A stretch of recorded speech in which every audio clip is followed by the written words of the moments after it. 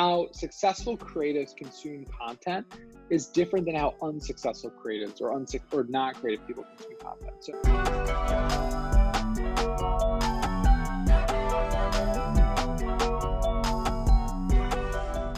the successful creatives I talk to spend about 3 to 5 hours a day consuming content. That's a lot.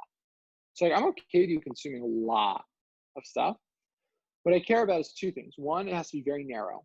So like, I listen to a lot of music, terrible. That's not a good answer. I listen to a lot of jazz, great.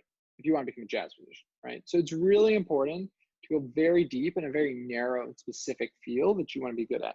The second thing that's really important, I talk about this more in the book, is that how successful creatives consume content is different than how unsuccessful creatives or non-creative people consume content. So non-creative people, they watch a TV show and they're like this.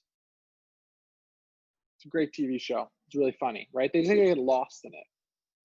Creative people who work in TV, when they watch a TV show, they're thinking, oh, interesting. That's how they brought in the main character. That's how they developed. That's how they foreshadowed that point.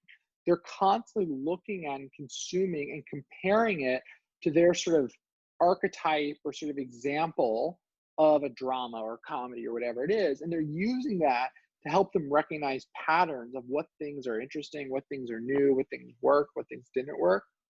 And so I talk about it as like, they almost like create a Mad Lib of the structure. So like I talk to a lot of pop songwriters. I think it's a really interesting field. And there's like a pretty straightforward formula to a pop song. Now, they don't all follow the formula exactly, right? And that's part of where the novelty comes in. And so when they listen to a new song, they're being like, oh, that's interesting, right? That's how they brought the chorus in, or they did this interesting thing with changing the vocal melody early in the song. And they're comparing it to their sort of archetype of that type of work. And they're using that as a way to learn and touch and feel the work, not just get lost in the work. So that how you consume is just as important as how much you consume.